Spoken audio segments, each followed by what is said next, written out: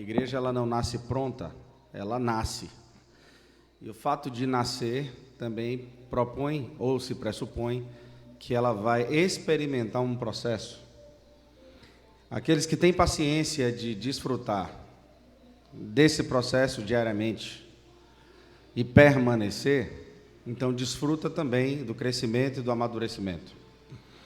Aqueles que não percebem que isso é real, que isso existe, mas pensam que a igreja deverá ser um caldo pronto, então vão se perder no processo, não tem para onde correr.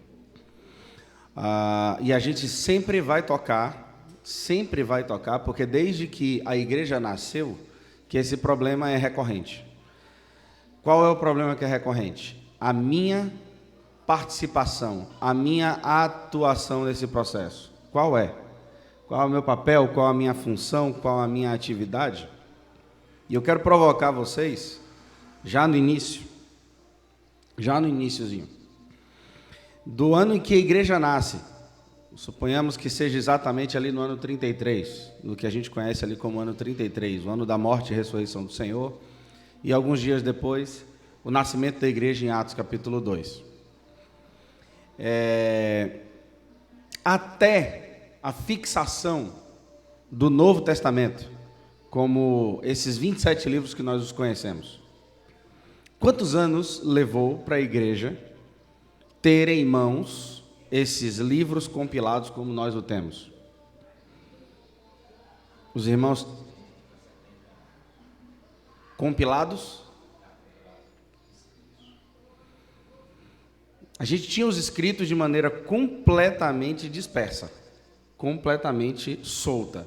A gente vai ter, mais precisamente, a partir do século IV, portanto, 300 e tantos anos depois do nascimento, a gente vai ter o Novo Testamento definido. Até lá, a igreja caminhou algumas partes do Império Romano, a igreja caminhava com pedaços, trechos. E alguém pode dizer para mim assim, Léo, mas isso foi para aquele tempo. Esse argumento e essa justificativa ela é completamente equivocada.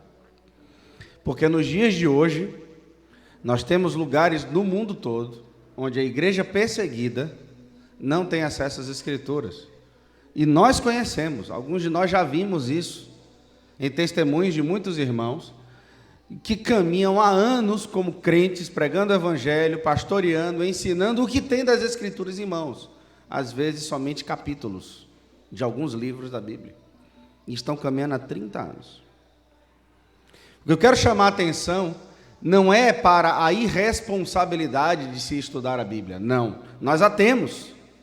Eu duvido que alguém aqui no nosso meio, eu duvido que alguém aqui no nosso meio tenha somente uma Bíblia dentro de casa. E no mínimo tem duas de versões diferentes, pelo menos. Eu estou falando aqui de mínimo. Eu não estou dizendo que devemos ser irresponsáveis com o estudo das Escrituras, isso nem se comenta, irmãos. Irmão, mas porque determinadas coisas que a gente fala tem que tomar cuidado. Amigo, deixa eu lhe falar uma coisa.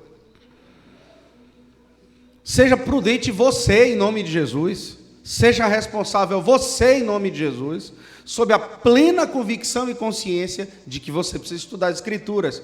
Ponto.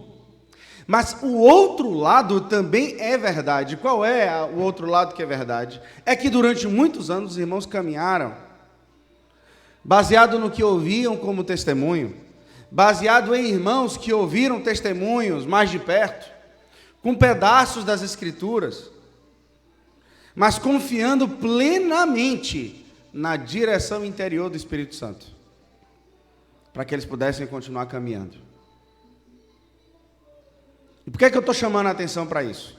Porque a igreja ela é algo orgânico, vivo, que depende de nascer e viver um processo de crescimento ou não, de estagnação, talvez.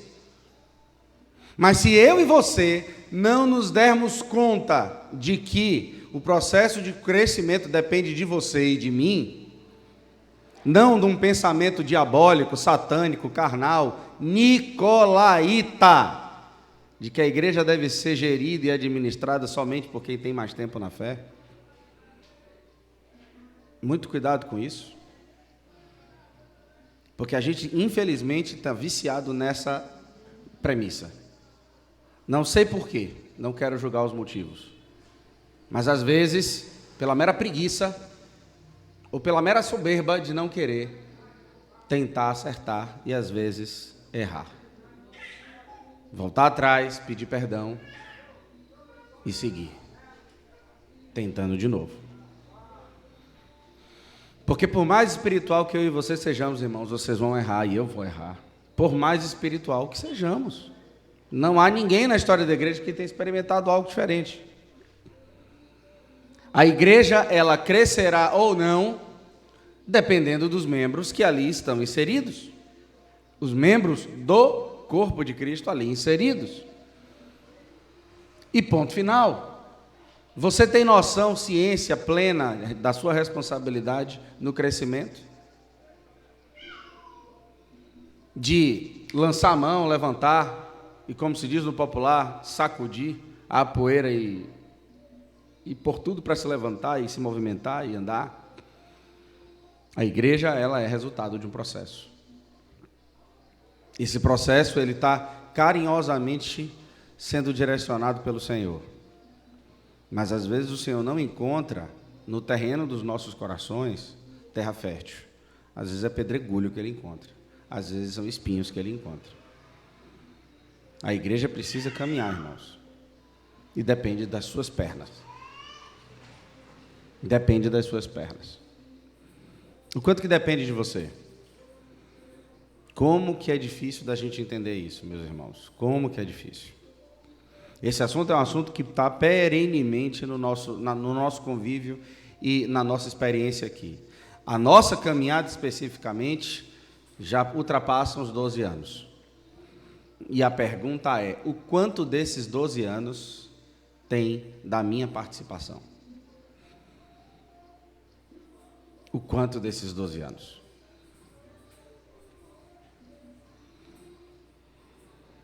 Capítulo 5. E quando eu falo que o Senhor está cuidando carinhosamente da direção da igreja, esse carinhosamente é o carinhosamente segundo as definições do próprio Espírito Santo, que é um pouco diferente da nossa definição de carinho e de amor. Às vezes a nossa definição de carinho e de amor é um pouco mais piegas, é bastante humana, emotiva e emocional por demais. Deus, ele não está, vamos dizer assim, levado pelas nossas inclinações emotivas. E Deus, então, nos provocará algumas questões. Simples assim. Eu vou dar um exemplo. Na sexta-feira, enquanto estávamos em Salvador, cuidando da questão do funeral de Herbert, e ali, no cemitério, nos encontrando com muitos irmãos, a gente pode dizer facilmente que tinha uma multidão de pessoas ali. E aí tem aquela velha frase, saudade, quanto tempo a gente não se vê. Infelizmente, nessas circunstâncias, a todos eu pude dizer, por que infelizmente? Graças a Deus pela circunstância. Graças a Deus pela circunstância. Como foi bom poder ver irmãos e irmãs que permanecem na fé, que fizeram parte da história, que estavam ali, que podemos ali, pelo Senhor, nos abraçar, nos acariciar, nos confortar, por aquela circunstância, por outro não ia ter não, meu amigo.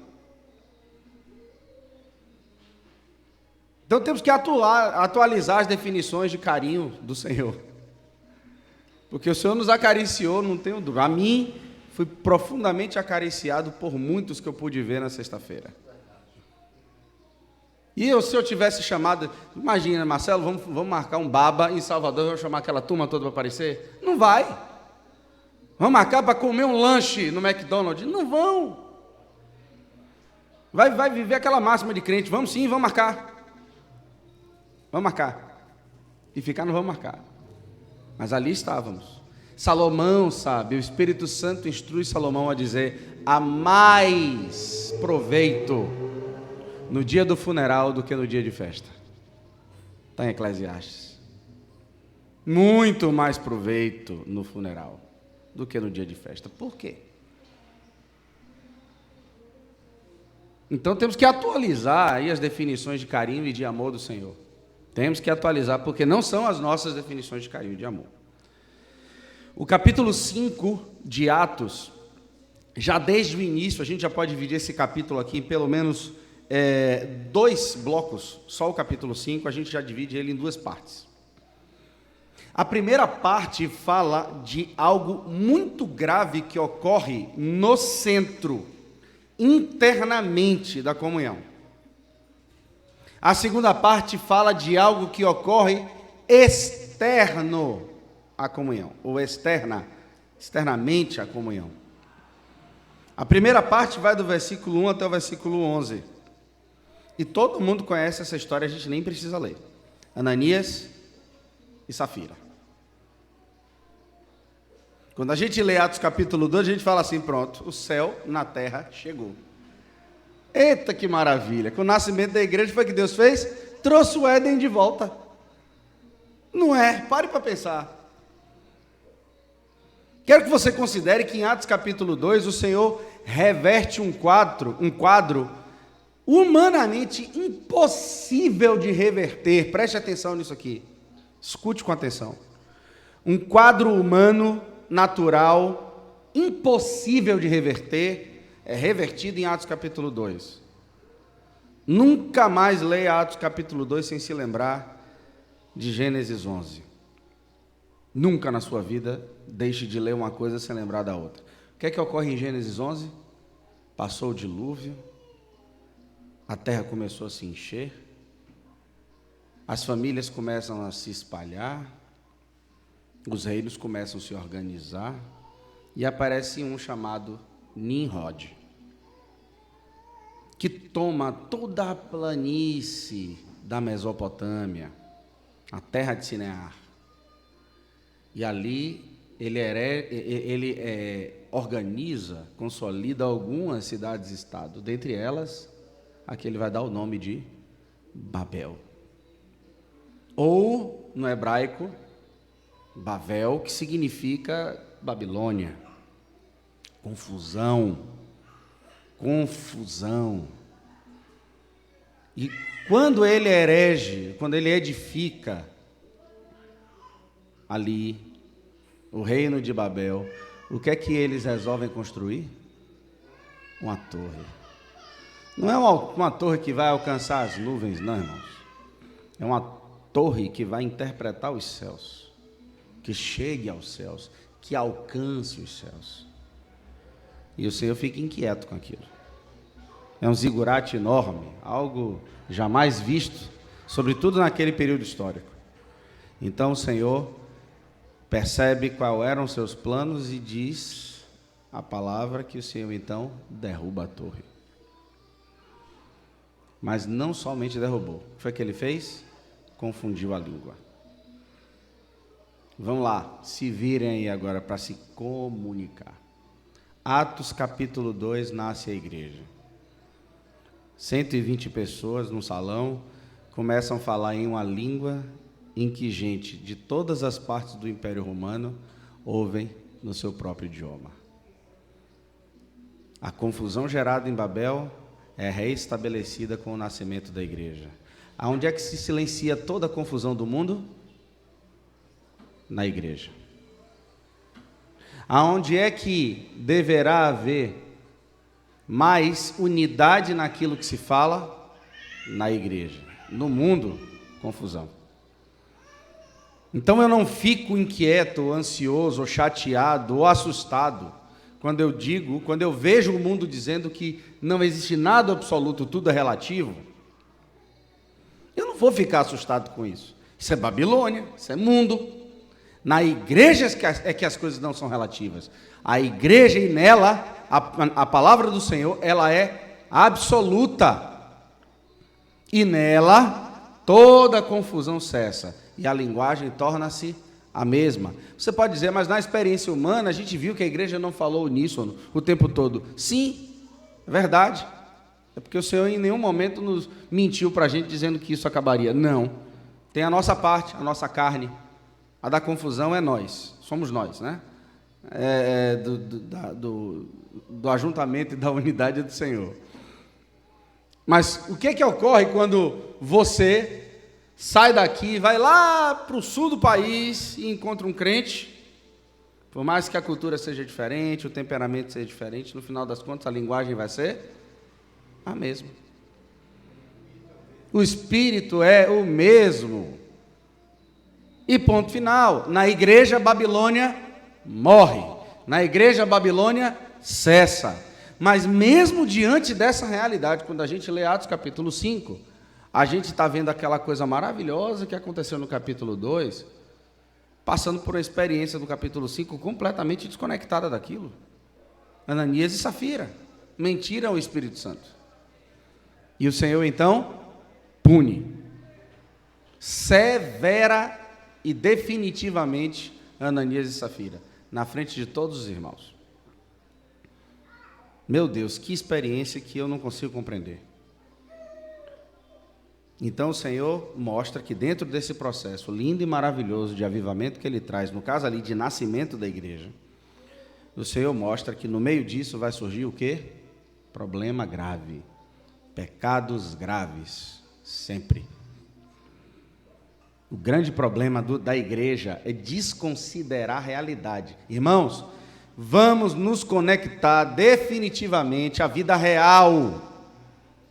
A vida real é essa, irmãos. Sujeira, muitas vezes, que a gente vai ter que limpar. Vida real é isso. A gente tem que lidar com essas dificuldades e passar por elas. Às vezes em profunda e muita crise, mas vamos permanecendo.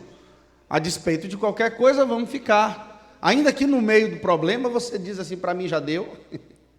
Estou partindo fora, não aguento mais, estou vazando, mas que lá dentro você venha nutrir a realidade de que é só da boca para fora.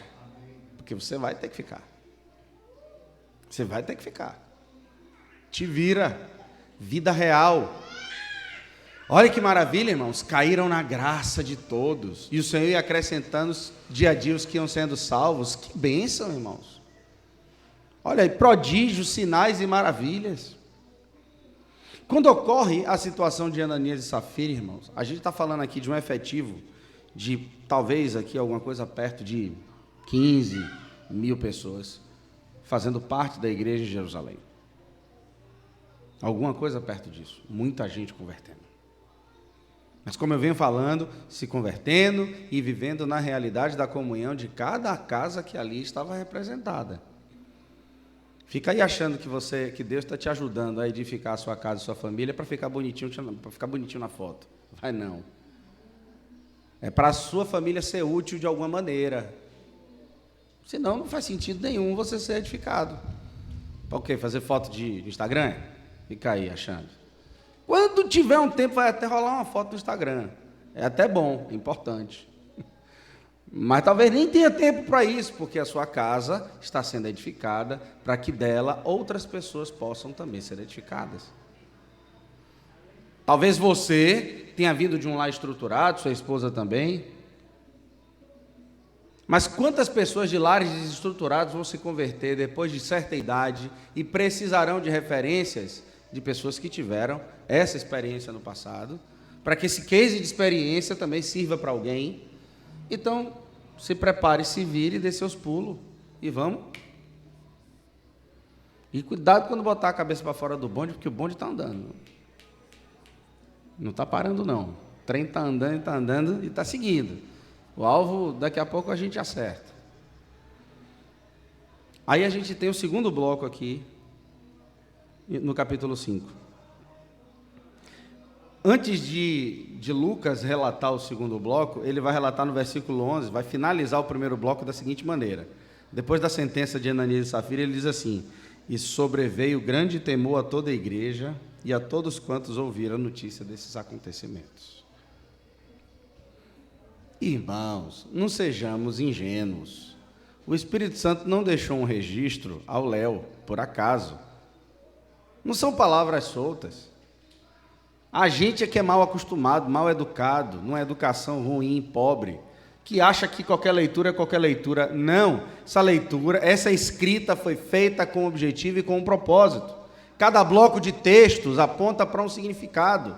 E Lucas está dizendo, está vendo o que aconteceu com Ananias e Safira? Isso era da parte de Deus para que o povo tivesse temor. Pode ser a pior das experiências. Deus não se envergonha de relatá-las. Você pode olhar na história, irmãos, eu faço história, Fernando sabe disso.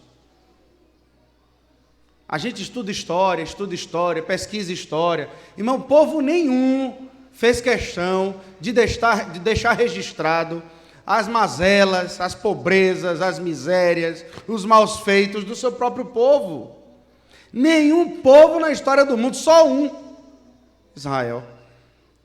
Porque inspirado pelo Espírito Santo, fez questão de contar a história, por exemplo, de Manassés, fez questão, por exemplo, de contar a história de Davi, fez questão de contar a história de Salomão, em todos os seus detalhes, o mais sábio, mas o que se prostituiu com ídolos. Davi, o homem segundo o coração de Deus, adúltero com Batseba. A igreja linda e maravilhosa em Atos capítulo 2, Ananias e Safira mentindo ao Espírito Santo. Ora, se Jesus quisesse aparecer bem na fita, o tempo todo, como a gente teria, ele, não, oculta essa parte aqui, Lucas. Fica só em Atos capítulo 2. Fala mais sobre Atos capítulo 2. Lucas, menciona quantos irmãos deram casas para outros. Lucas, menciona aí quantos abriram o armário para dar de comer. Não. Lucas, conta aí como foi quando Pedro e João foram para o templo e couro nas costas. Lucas, conta aí quando foi e como foi que os meus filhos em Jerusalém, experimentando da minha graça, do fluir do meu espírito, resolveram ter preconceito com os gentios, ou com os gentios eles não tiveram preconceito, não, perdão, os gentios eles tiveram exclusão completa, preconceito eles tiveram com os judeus helenistas. Conte isso aí, Lucas. Eu fico imaginando se eu sou Lucas escrevendo, eu falo, é sério, Espírito Santo? Não, vamos falar que tinha pelo menos umas 3 famílias que não pensavam assim, porque não é possível que todo mundo pensasse da mesma maneira. Sempre tem uma exceção. Não. Mostre a sujeira. Mostre a sujeira. Eu fico perguntando às vezes se a didática do Espírito Santo é a melhor que tem. Na minha ignorância, na minha burrice, na minha soberba, seja lá o que nome eu posso dar a essa minha perspectiva, mas assim, às vezes a impressão que eu tenho é que se tem alguém que não sabe fazer publicidade e marketing é Jesus. Ele não está nem um pouco preocupado com isso. Conte a sujeira, mostre como é. Ele poderia ter ocultado o pecado que nem Paulo tem condições de nominar quando escreve em 1 Coríntios capítulo 5. Ele poderia ter ocultado o rapaz que estava se relacionando com a mulher de seu pai. Irmãos, na igreja isso. Na igreja, o rapaz estava ficando com a mulher do próprio pai. E quais as circunstâncias, a gente só tem a especulação. Mas só o mencionar, seja lá como tivesse sido, já é aberração. E Paulo fala, isso não deveria nem se pronunciar no meio de vós. Mas o Espírito Santo poderia ter ocultado a primeira carta aos Coríntios. Carta suja, meu irmão. Pense numa carta suja. Muita sujeira sendo manifestada pelo Espírito Santo com respeito à sua igreja. Mas em contrapartida, você não tem no Novo Testamento uma igreja que manifestasse tantos dons espirituais, com tanta riqueza. Conta isso também, Lucas. Paulo. Conta isso também. Mas o mesmo Deus que diz, conta essa sujeira, também, segundo os Coríntios, diz assim, cadê aquele rapaz, aquele irmão? Ele já se arrependeu, chama, que senão ele vai sucumbir de tanta tristeza. Lucas poderia ter ocultado a briga de Paulo e de João Marcos. Fico imaginando, às vezes, irmãos, eu fico desenhando aquela cena, fico imaginando o Paulo olhando para João Marcos, vai embora, vai. Que eu não quero andar. Porque a impressão que eu tenho é, se Barnabé era o pai das consolações. O homem era consolador, o homem era pacificador, o homem estava no meio termo. Se Barnabé abandona Paulo para ficar com João Marcos, eu fico imaginando a grosseria de Paulo, especulo eu, só especulação, com João Marcos. Ao ponto de Barnabé dizer assim, ó, eu vou com você. E Paulo segue. O Espírito Santo poderia ter ocultado essa besteira, essa sujeira. Logo de Paulo, irmão. Paulo não, irmão. Fala de outro. Fale de Herodes, de Pilatos. Fala de Félix. Mas não fala de Paulo, fala de Paulo. Mas o Espírito Santo também depois menciona: traga-me a João Marcos, que muito me é útil para o ministério. Eu queria ter podido experimentar e presenciar a cena de Paulo e João Marcos voltando a caminhar juntos. Por que é que o Senhor não oculta essas coisas, irmãos? Porque o Senhor não nos prometeu um paraíso aqui na terra. O Senhor nos promete o paraíso lá.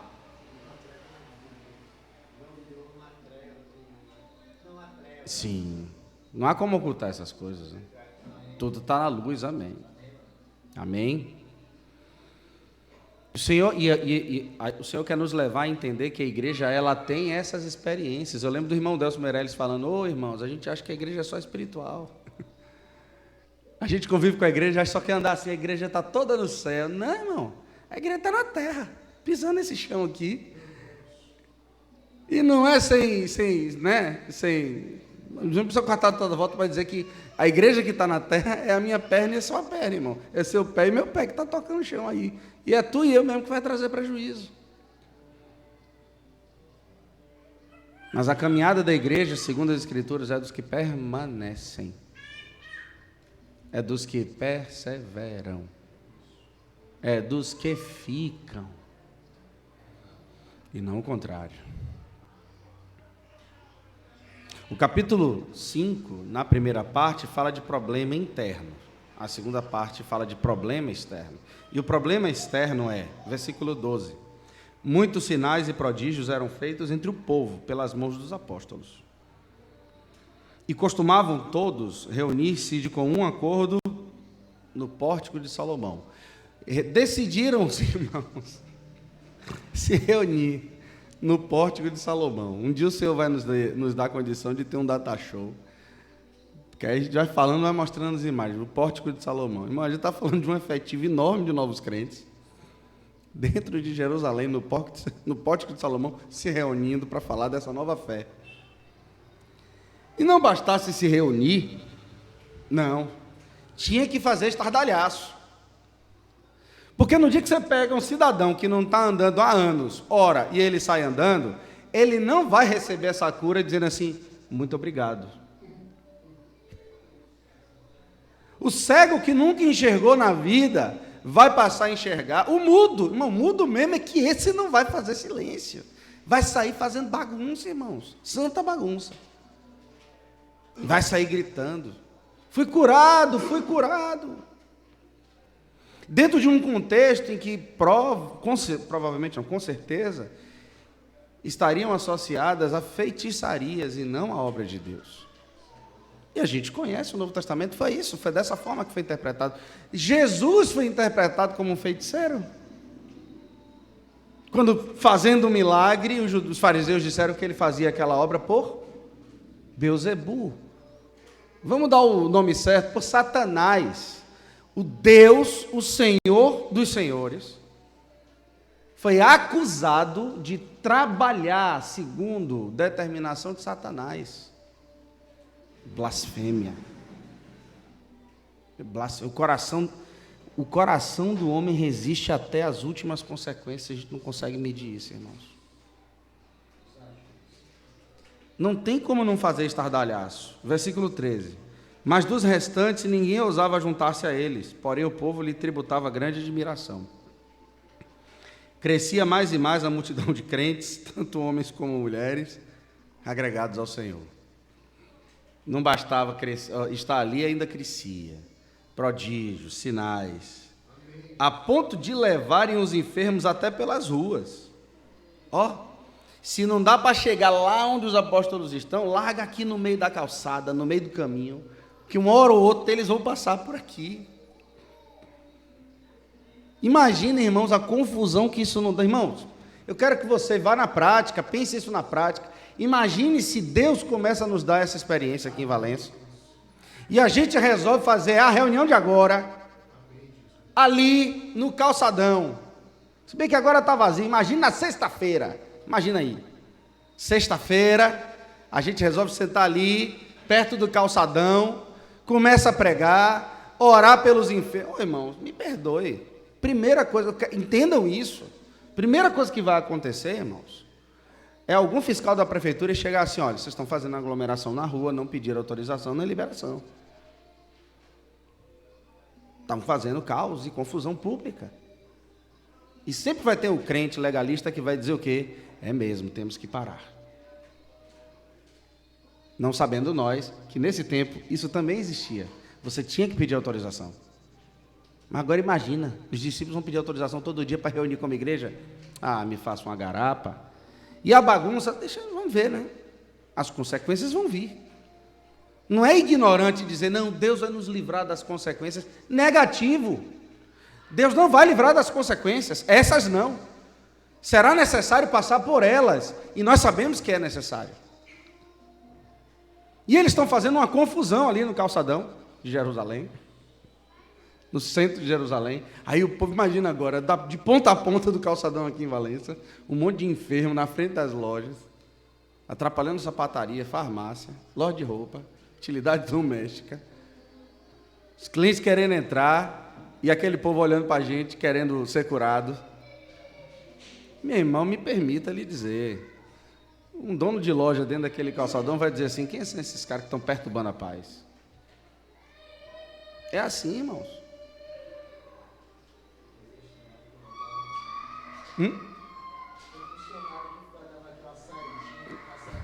Aí piora a situação. Se um funcionário for tocado, então o que é que está acontecendo? Houve ali um pedacinho da palavra, larga o trabalho lá, cliente esperando. Oi, irmãos, a bagunça está montada, a confusão está feita.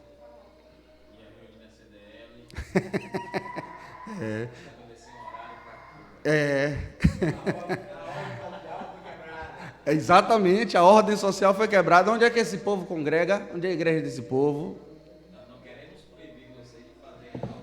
Não. Eu estou ouvindo a frase, meu Deus do céu.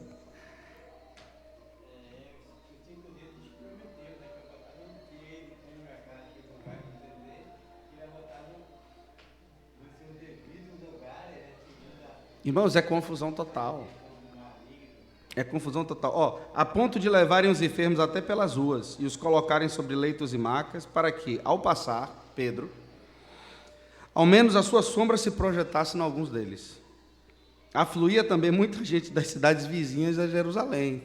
Você está promovendo um fluxo migratório interno, levando doentes e atormentados de espíritos imundos, os quais todos eram curados. Irmão, não bastasse um aleijado, agora ainda vem um endemoniado, fazendo gritaria de lá da ponte até o meio do calçadão, onde Manuel estava ali orando, fazendo arruaça, gritando, chamando a atenção, provocando confusão. Irmãos, está declarado que vai dar problema. Não.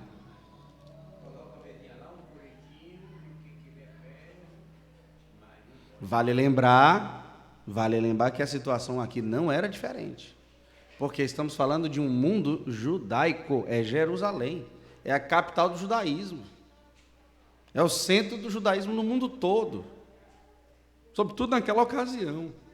Então não me venha com essa conversa nova, é uma nova seita dentre os judeus, tem fariseu, tem saduceu, tem essênio, e agora? Mais uma é. Qual é essa aí agora? Tem que levar a julgamento, né? Tem que interpretar isso aí à luz das Escrituras, para saber como é que é. Levantando-se, porém, o sumo sacerdote, pronto, chegou lá na CDL. E todos os que estavam com ele, isto é, a seita dos saduceus, tomaram-se de inveja. O interessante é a interpretação que o Espírito Santo faz. A gente faria a seguinte interpretação: realmente, aquele povo está fazendo uma bagunça. O Espírito Santo diz que quem pensou assim estava cheio de inveja. Prenderam os apóstolos e os recolheram à prisão pública. Repara que nossa visão hoje, às vezes a gente tem essa interpretação, né? Se as pessoas abraçassem a ideia, a gente logo ia pensar que era de Deus. Sempre tem isso, poxa, mas olha o Senhor fechando as portas, parece que não é. Nesse caso, era uma resposta que era de Deus, eles foram presos por estarem fazendo a obra, né? Às vezes a gente tem essas interpretações, como foi citado aí, né?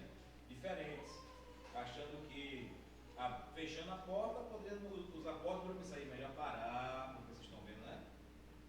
Eles prenderam a gente, isso quer dizer que o Senhor não está nisso, porque senão eles não iam prender a gente, eles iam se converter também. Mas é diferente, né? O Senhor está com eles e mesmo assim são presos. E aí foi preso, não era de Deus, tá vendo?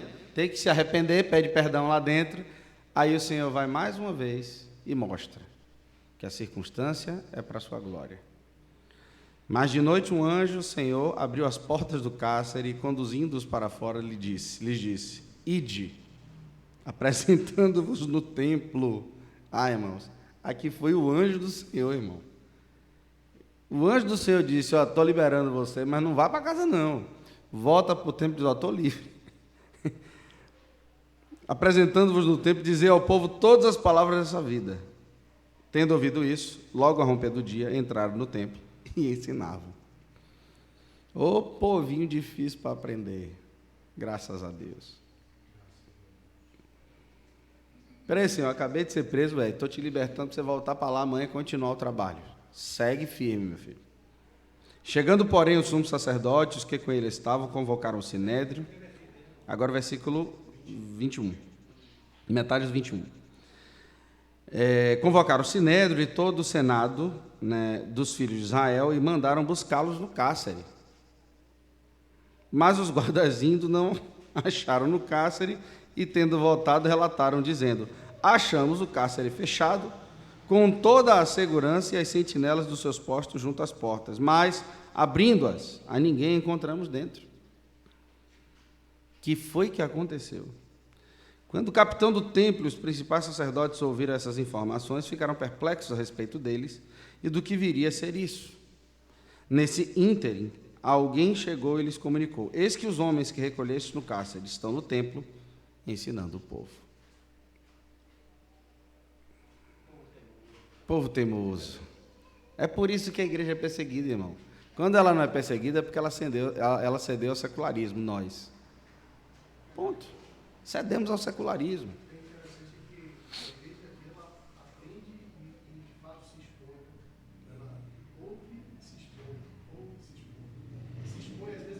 O tempo todo, o tempo todo. A igreja secularizou. A gente volta para as discussões do início da pandemia, né? Ah, mas a igreja tem que seguir as leis. Irmãos, nem toda lei é moral. Nem toda lei é moral. Ponto final. Eu lembro que o questionamento inicial e eu digo, os crentes, irmão, só ler a história da igreja e as biografias do período do nazismo. Quantas famílias cristãs, uma irmã que é muito citada no nosso meio, a irmã Corrie ten Boom. Quantas famílias cristãs esconderam ilegalmente judeus dentro de suas casas? E foram mortos por causa disso. Ou nunca foram descobertos. Deus tratou com cada um dos seus filhos da maneira como Ele quis. No Novo Testamento, ele castiga Todos os filhos que Ele ama e açoita. todos aqueles que recebem o filho para um propósito. A santificação. Amém.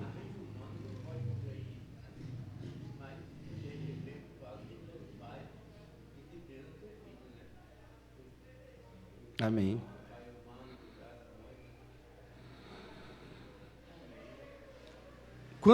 Sim, nesse ínterim, alguém chegou e falou que o povo, né, aqueles homens estavam ali ensinando o povo. Versículo 26. Nisto, indo o capitão e os guardas, os trouxeram sem violência, porque temiam ser apedrejados pelo povo.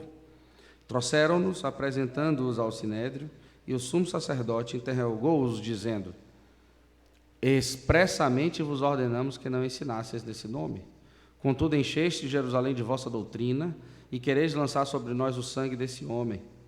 Então Pedro e os demais apóstolos afirmaram: antes importa obedecer a Deus do que aos homens.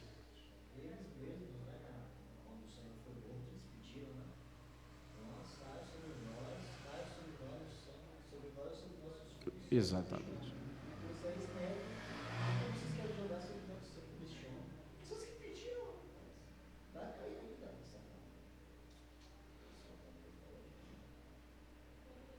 Irmãos, isso aqui é resultado de uma profunda convicção que o Senhor traz para dentro de nós. E o Senhor precisa reavivar o nosso coração, dentro do nosso peito, para que venhamos entender exatamente como é que isso funciona na linguagem dos dias de hoje. Como é que isso se dá? Eu não sei se é muito diferente, eu não consigo ver tanta diferença. Não consigo. Eu acho que para a gente é até mais fácil, irmãos, provocar um gentil, sendo gentil. Para eles era muito difícil, uma vez que todos ali eram família, vinculados à sua própria história, herdade e oriundos de Abraão, todos eles. É muito mais complicado eu provocar aqueles que eu sei que de alguma maneira são parentes. Estamos falando de Jerusalém. Mas não tem nenhuma relação afetiva. Essa é a minha questão.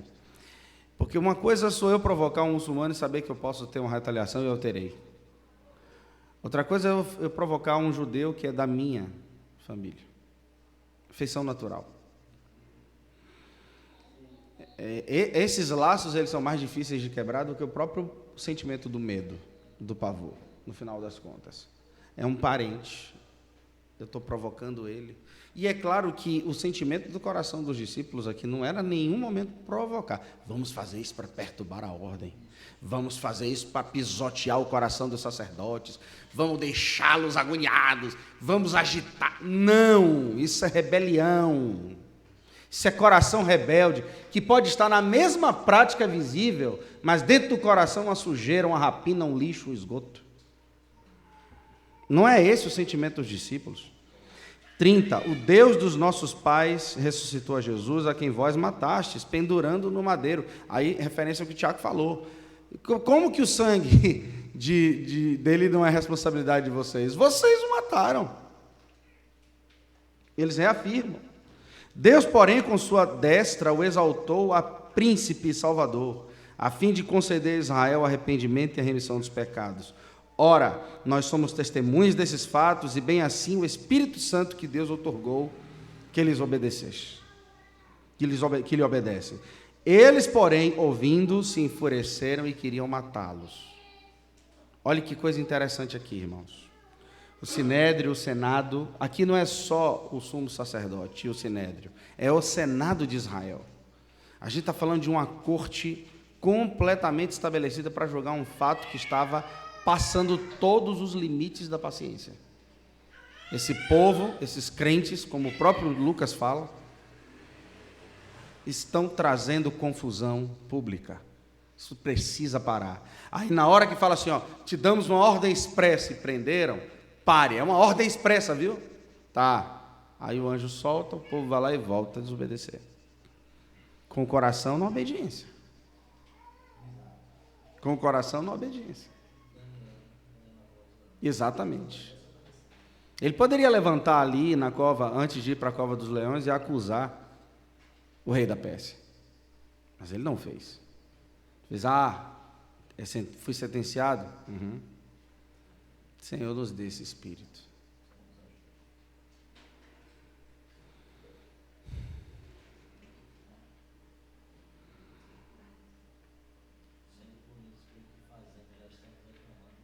Meu Senhor, cheio de direitos. Nos secularizamos. Nos secularizamos, e o Senhor nos livre e nos purifique. Eles, porém, ouvindo, enfureceram e queriam matá-los. Versículo 34. Mas, levantando-se no sinédrio um fariseu chamado Gamaliel, mestre da lei, acatado por todo o povo, mandou retirar os homens por um pouco. E lhes disse: Israelitas, atentai bem no que desfazer a esses homens. Cuidado. Porque antes desses dias se levantou Teudas, insinuando ser ele alguma coisa, ao qual se agregaram cerca de 400 homens, mas ele foi morto. Todos quantos lhe prestavam obediência se dispersaram e deram em nada. Depois desse se levantou um Judas, o Galileu, nos dias do recenseamento, levou muitos consigo, também se pereceu, todos quantos que obedeciam foram dispersos. Agora vos digo, dai de mão a esses homens, tipo assim, ó, dai de mão. Deixa eu ver. Deixai-os, porque se esse conselho que eu dou, ou essa obra, vem de homens, perecerá. Mas, se é de Deus, não podereis destruí-los, para que não sejais porventura achados lutando contra Deus. Cuidado. E concordaram com ele. Só que aí, para fechar com chave de ouro, já estão aqui, né? Não vamos perder a viagem? Está aqui.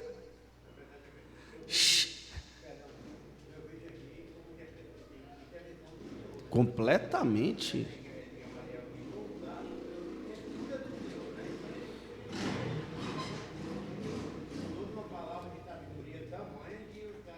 Vai saber se Gamaliel aqui não era um como Nicodemos, que estava ali completamente convencido de alguma maneira pelo Senhor. Vai saber se não. O Senhor intervém aqui. Mas aquela velha máxima, irmãos, eu sei que virou chavão gospel, por assim dizer, né? Mas aquela máxima que não perde o sentido nem a essência. O Senhor não nos livra da cova dos leões, não nos livra da fornalha, mas nos livra na cova, na fornalha. Está aqui. Livrou na tribulação. Vocês vão ser aceitos. Não vão, irmão. Não tem como a gente ser aceito. Vamos parar com esse negócio de aceitação. Olha, irmãos, em muito sentido, a gente viu, em poucos anos, a igreja perder muito do seu vigor por querer ser aceita. Honestamente, eu me lembro que eu era adolescente quando eu fiz parte, o Senhor me permita, e com muito cuidado eu digo isso aqui, mas eu era adolescente e estava feliz da vida em poder participar da primeira Marcha por Jesus, lá em Salvador. Que foi do Campo Grande ao Largo da Graça. Aquilo ali para a gente era uma representação. Ouvir uma música cristã numa rádio secular parecia uma grande vitória. O resultado disso é um monte de ímpio opinando sobre a igreja. Mas muita gente se converteu, certo. Mas entrou um monte de bode na igreja também. Em profusão. Em número jamais visto na história. Não é à toa que a igreja do último tempo vai ser aquela mais contaminada pela apostasia. A igreja que mais se contamina, que mais seculariza, que mais se mistura, que mais negocia e que menos lê as Escrituras. Por isso negocia. E a gente às vezes tem que lidar com gente que a gente não tem certeza se é salvo, mas são líderes, inclusive. Propalando todo tipo de heresia, destruindo a mente de incautos, como diz o próprio Senhor nas Escrituras.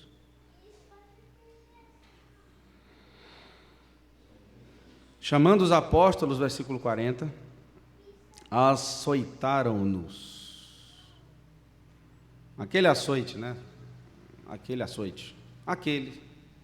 Gente boa. Nas costas. Aquele. Ordenando-lhes que não falassem em nome de Jesus, os soltaram. Eles se retiraram do sinédrio, regozijando-se por terem sido considerados dignos de sofrer afrontas por esse nome. E aí, mais uma vez, teimosos como eram, versículo 42, e todos os dias no templo e de casa em casa, não cessavam de ensinar e de pregar a Jesus o Cristo. Não aprenderam a lição, graças a Deus. Observe que aqui o Senhor vai nos mostrar no capítulo 5 duas experiências, e não se enganem,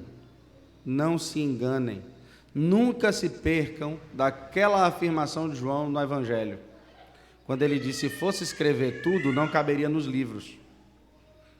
Essa experiência é a que o Espírito Santo escolheu para notificar a gente. Quantas mais ocorreram?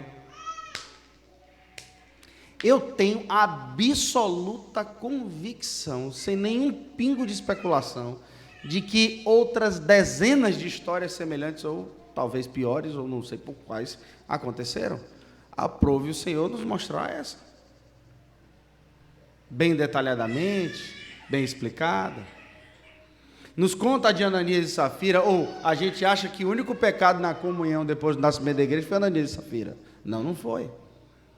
Mas o Senhor resolveu nos notificar com a história de Ananias e Safira, e no mesmo capítulo, Lucas vai e fala: também tem algo externo. Observe que o Espírito Santo nos demonstra algo de dentro, Ananias e Safira, crentes, salvos no meio da comunhão, trazendo prejuízo, e tribulações externas, o mundo pressionando a igreja, movimento interno, movimento externo, mas a igreja ali sendo sacudida. A igreja estava sendo amadurecida no processo, na caminhada, enquanto o trem está andando. O Senhor não parou o trem, não parou o bonde, botou ele para andar e nunca mais ele parou. Até que chegue naquele grande e glorioso dia, o qual esperamos ansiosamente. A igreja com experiências reais, irmãos, verdadeiras, fatuais e nada gatinhas em sua grande maioria. Vocês se lembram quem é que está sendo aqui julgado pelo Sinédrio no versículo 40? Lembrem disso. Vocês lembram? Pedro e João, não é? Pedro. Depois que eles são presos, obedecem ao anjo, voltam a pregar, são julgados, açoitados e despedidos. Qual é o resultado dessa experiência para eles? Eu fico imaginando as costas, as vergas, tudo aberta nas costas, voltando para casa, com aquelas roupas levinhas de algodão que a gente usa hoje, né? Que os judeus usavam naquele tempo. Aquelas estradas empoeiradas, naquele calor, gente fina que tem ali no Oriente Médio. Tá os dois voltando para casa, ansiosos, felizes, alegres, regozijados. Por quê? Porque foram considerados dignos de sofrer pelo nome. Que nome? O que está acima de todo nome, o nome de Jesus. Esse Pedro é aquele Pedro do final do Evangelho, que João relata que com toda a sua firmeza negou o Senhor. É o mesmo Pedro.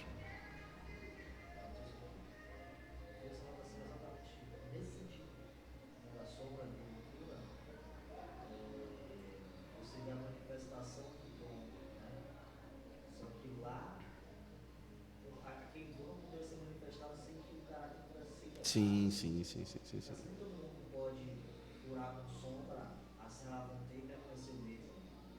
Tem alguns de nós que podem curar com sombra sem ter. Perder a família, perder a paternidade. Eles precisam de um trabalho de quebrantamento, botando interior, para depois que chega no exterior, para que fique um trabalho equilibrado. Melhor sem pressa entender o processo e o quebrantamento. Então, esse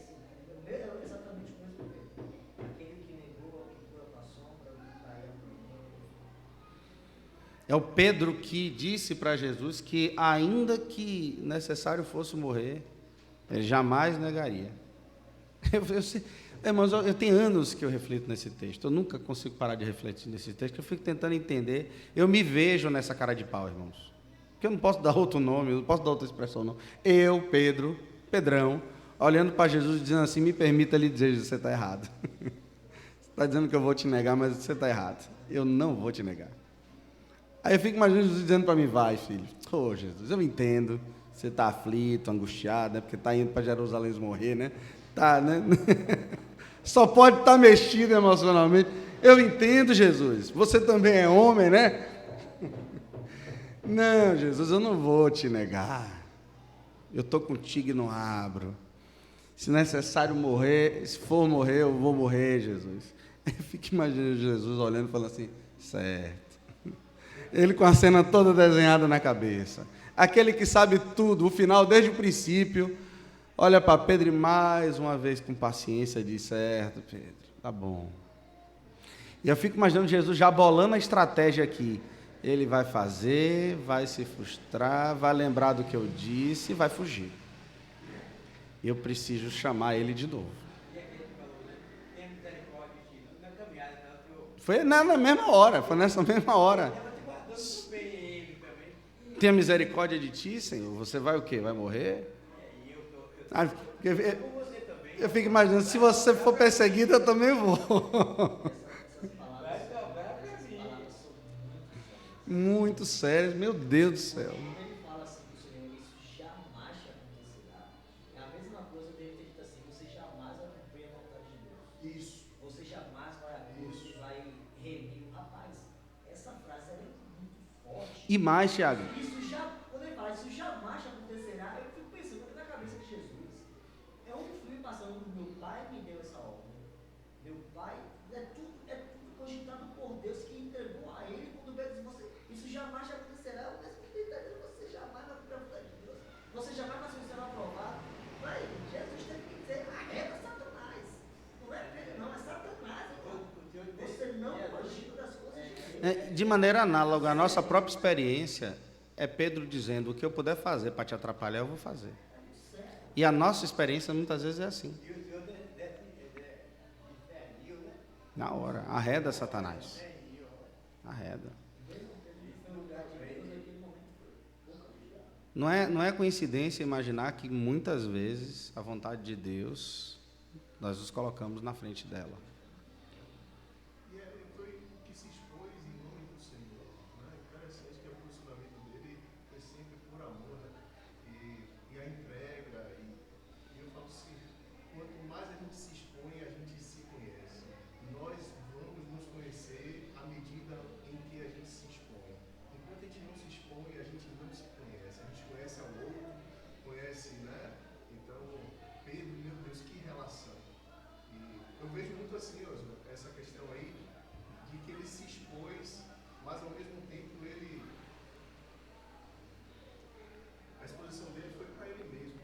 Foi algo que no final ele não conseguia mais abrir o coração para que Deus mostrasse a ele. Eu acho que eu vejo muito isso. A gente começa a se expor e a gente começa a achar que a obra é nossa e que o Senhor ele já fez a obra e que já sabemos de tudo. E aquele que vem para agregar conosco não precisa mais. Mas isso é inconsciente, né? Porque entregamos tanto para o Senhor que a gente não precisa mais dele. Que o outro está entregando tão pouco, porque eu vou entender do que o outro estava me falando, se eu sou muito mais profundo. Se minha vida já está sendo todos os dias. E mais, e se eu não me exponho, irmãos, como que Pedro ia ser tratado da maneira como ele foi pelo Senhor, se ele não abre o bocão dele para dizer essa bobagem? Não, vou me guardar aqui, vou ficar quieto e tal. Mas, irmãos, o resultado desta vergonha de Mateus 18, o resultado dessa vergonha de Pedro, em dizer ao Senhor, sugerir ao Senhor, atrapalhar, ou sugerir que atrapalharia, sem saber que estava sugerindo isso. O resultado disso tudo aqui, irmãos, é negar o Senhor. Aí o Senhor morre, ressuscita, aparece aos discípulos e diz assim, ó, diz a todos que eu preciso falar com eles. E a Pedro. Ele não chamou ninguém pelo nome, só Pedro. Ele sabia o peso e o impacto. Pedro foi fazer o quê, irmãos? Foi pescar. Só. Descreve, exatamente.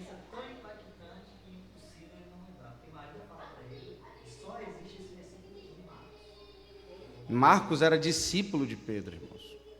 Então, quando Marcos escreve relatando o que ouviu da boca do próprio Pedro, e ninguém tinha esse relato, só Pedro podia ter esse relato. Diga que Jesus chamou os discípulos, mas me chamou pelo nome. Porque, por exemplo, irmãos, é muito simples na prática. Você imagina, Jesus ressuscita, vira para Fernando e fala assim: Fernando, diz aos irmãos que eu preciso me encontrar com eles. Aí Fernando: tá bom, Senhor. Aí Fernando vai e chega lá, e aí encontra com Marcelo. Marcelo fala assim: olha, o Senhor chamou, viu, Marcelo? Vamos estar a encontrar. Eu fico imaginando Marcelo sendo Pedro falando assim: com certeza eu não estou incluído na lista. Eu não estou incluído na lista. Eu fico imaginando Pedro olhando e falando assim: amém, amém. Tá bom, tá bom. E já engenhosamente bolando um plano para dizer: no dia eu não vou pescar, vou dar um jeito, vou fugir, porque eu sei que eu não tenho expectativa nem esperança. Fazer o que eu fiz, fui eu quem fiz a pior das coisas. Completamente. Voltou para a vida normal. Voltou para a vida normal. Aí eu fico imaginando, dizendo assim: tá bom. Pedro, o Senhor disse assim, chame os discípulos. E a Pedro? Irmãos, o resultado disso é aquela conversa de Jesus com Pedro: tu me amas, e aí você vê um Pedro que havia sido exposto, negado, chamado de volta pelo Senhor, e agora esse Pedro, diante daquela experiência, dizendo assim: ei, Senhor, o que eu posso dizer? É que eu não te amo, eu gosto, eu até achei que eu amava, que eu daria a minha vida pelo Senhor, mas eu vou abrir minha boca para dizer isso de novo? Porque se eu disser da boca para fora, o Senhor não ouve o que eu estou falando? Eu estou falando aqui, berrando para todo mundo ouvir, o seu ouvido está inclinado no meu coração, e o meu coração dizia que eu gosto só. Então, Senhor, eu gosto de você. Aí o Senhor insistia: vai lá e apacenta os meus cordeiros, pastoreia, anima os irmãos. Como assim? Que Jesus irresponsável é esse, irmãos? O resultado dessa experiência é Pedro apanhando no templo junto com João, saindo com as costas todas rasgadas, olhando para João e dizer assim: João, o Senhor nos considerou dignos de sofrer por nome dele.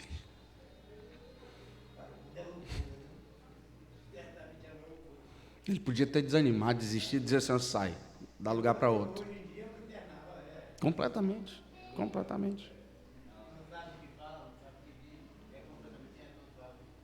E continuaram fazendo, irmãos.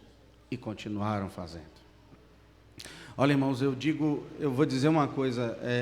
Eu sei porque esse assunto é um assunto muito caro para mim. Muito caro para mim. Porque aqueles na igreja que têm o coração muito mais de ensino do que de pastoreio, tendem a lidar com determinados assuntos de maneira muito seca. Tal como alguns médicos dentro do consultório, que olha para você e fala assim: você tem câncer. Você tem câncer. A atendente vai te dar as explicações lá fora, né? Chama o próximo paciente. Ele acabou de dizer que a vida da pessoa possivelmente está destruída, e ele diz assim nessa frieza. Mas quem lida com gente, irmãos, eu me lembro que quando Manuela estava para ter Bia, o Senhor nos deu a experiência de passar pelo mesmo médico que recebeu Manuela quando Manuela teve a primeira gravidez ectópica. Uma geladeira não se pode comparar com aquele homem. Parecia um monstro no modo como ele estava lidando com a gente. Mas era engraçado, que a impressão que se eu pudesse fazer uma comparação, é que os mestres na igreja, às vezes, são como esse médico. Mas o Senhor trata com os médicos e com os mestres também. E aí, a enfermeira, com o coração de pastor, abraçava. Faça não, esqueça. Com a boca aquele homem matava, com o afago aquelas mulheres acolhiam. E foi assim durante todo o internamento de Manuela. Os médicos, poucos são os médicos que a gente fala assim, poxa, que médico simpático, poucos. Mas as enfermeiras é a alegria do ambiente. E às vezes pega, é mão de enfermeira, mão de enfermeira não tem carinho não, amigo. Vamos espremer esse pus? Bora, minha linda. E faz um carinho aqui, uma afaga, mas vai fazer o que tem que ser feito. Os pastores. Você pode até ficar chateado com a mão daquela enfermeira ali, mas é lá fora. Eu me lembro que quando eu cortei o meu dedo, a enfermeira me tratando com todo o carinho do mundo, vem, meu filho, pegava pelo braço e vamos, e leva para... Mas era a enfermeira, aquela enfermeira, que chegava no pé do ouvido do médico e falava assim, doutor, bota um soro para ele. Mas um soro, bota só um sorinho, um soro só. Eu me lembro da cara dela falando isso. E ela virou para mim e fez, e aí, esse homem desse tamanho, como é que está com a agulha? Eu fiz, problema total com a agulha. Ela, mas vai ter que botar, viu? E como é que eu vou dizer não para uma mulher que estava lá botando com um médico que não queria dar o soro? Olha, lutei pelo seu soro, mas tu vai ter que aguentar o furo. Não tem jeito. Por que eu estou citando isso, irmãos? Porque na comunhão da igreja, todos nós vamos cair, vamos errar. E às vezes essa queda não é uma falha, é pecado. Que o Senhor nos livre disso. Mas aqueles que não caíram, lidam muitas vezes com essas circunstâncias de maneira completamente equivocada, anulando a ação para todo sempre. Fernando, não dá para confiar mais em Fernando, né, irmãos? Também pudera. Irmãos, quantas milhas o Senhor disse que era para nós andarmos? Se te pedirem uma capa, é para dar quantas? Se te pedir o teu inimigo para andar uma milha contigo, é para andar quantas? Entendeu, irmãos? Por que eu estou falando isso? Porque, irmãos, qual de nós está habilitado, capacitado, maduro e pronto para servir ao Senhor? A gente falava isso lá em casa ontem, eu, Emanuel e minha tia Marilene. Qual de nós está habilitado, irmão? Você está habilitado? Porque todas as vezes que eu estou diante de alguma circunstância em que eu tenho que servir ao Senhor, irmãos, me permitam a expressão aqui, eu estou me borrando. Sabe aquele friozinho no pé da barriga? Que pé da barriga? Tomando a barriga toda. Morrendo de medo. Gemendo, tremendo. Eu sei como foi que eu me vi sexta-feira, diante de meu primo, que eu tanto amo. Ter que trazer uma palavra e não podia ser uma palavra qualquer. Quem habilita? Quem traz? Quem forma? Aí alguém pergunta assim, você está com a palavra? Não que eu estivesse, mas certo da plena convicção de que o Senhor trará. Mas honestamente, irmãos, se a gente não disser que vai, nada vai acontecer. Esse processo de crescimento, amadurecimento, desenvolvimento da igreja, ela vai acontecer, quer você queira, quer você não queira, quer você trabalhe, quer você não trabalhe, mas esse trabalho poderá ser um pouco melhor, mais ágil, mais suave, mais gostoso, se todos puderem entender que o Senhor é quem habilita, que o cair é do homem, mas o levantar é de Deus, que Ele é o cabeça da igreja e nós somos o seu corpo, que Ele nos instrui e nos toma pela mão, dando chilique às vezes, irmãos. Irmãos, como eu dou chilique? Eu não, Jesus, eu não. Aí Jesus faz, vai sim. Tem que ir, irmãos. Olha os processos. O Senhor não nos eximiu. Aliás, o Senhor não se eximiu de manifestar todos esses problemas. Pelo contrário, nada mais honesto, sincero, pleno, claro, debaixo da luz, do que a oração do Senhor. Não peço, Pai, que os tire do mundo, mas que os livre do mal. Se perseguiram a mim, discípulos, vocês acham que vocês não vão ser perseguidos? Como não? Serão. Existem processos, irmãos, dos quais eu e você faremos ou não parte. Talvez todos façamos parte. Alguns de maneira, infelizmente, inadequada, ou alguns de maneira completamente inerte.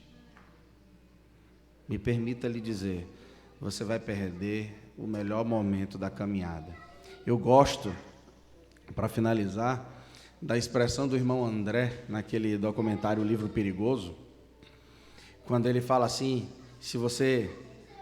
ele já com quase 90 anos ali, se eu não me engano, naquele documentário, aí ele fala assim, esse livro fechado não te fará nada, mas se você abrir e ler todos os dias, o Senhor te colocará diante de muitas e maravilhosas aventuras. Eu gosto dessa expressão dele. Aventuras.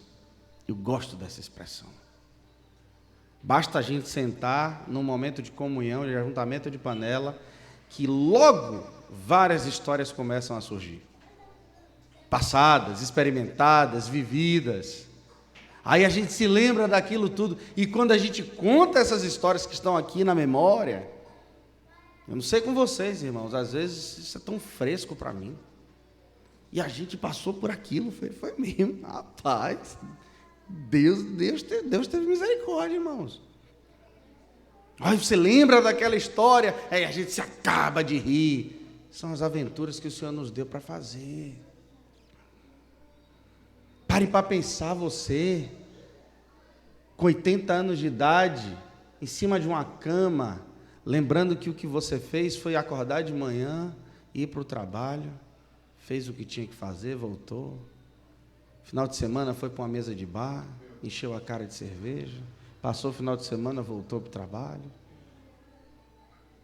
Na melhor das hipóteses, da pior, se envolveu com todo tipo de miséria. 80 anos de idade. Segundo Salomão, a expressão foi: não tive nos meus dias contentamento. Mas, salvo raras exceções aqui no nosso meio, ainda somos jovens. Lembra-te do teu Criador nos dias da tua mocidade. Para quê, irmãos? Por quê? Antes que venham os dias maus, dos quais venhais a dizer, não tive neles contentamento. Olha a expressão, contentamento. É aquela expressão de satisfação. Deixa eu ver, eu construí um império? Montei um grande empreendimento? Não. Mas eu estou satisfeito, eu estou pleno. Poxa, que bom.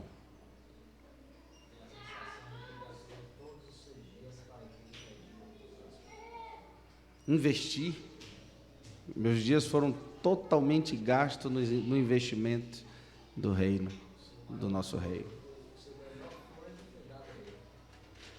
Olha, irmãos, a igreja, ela é um processo. E o Senhor, pelo Espírito Santo, na vida de Lucas, nos dá a entender de que às vezes esses processos serão pesados, tais como os de Ananias e Safira, vindo de dentro, tais como as perseguições externas, vindo de fora.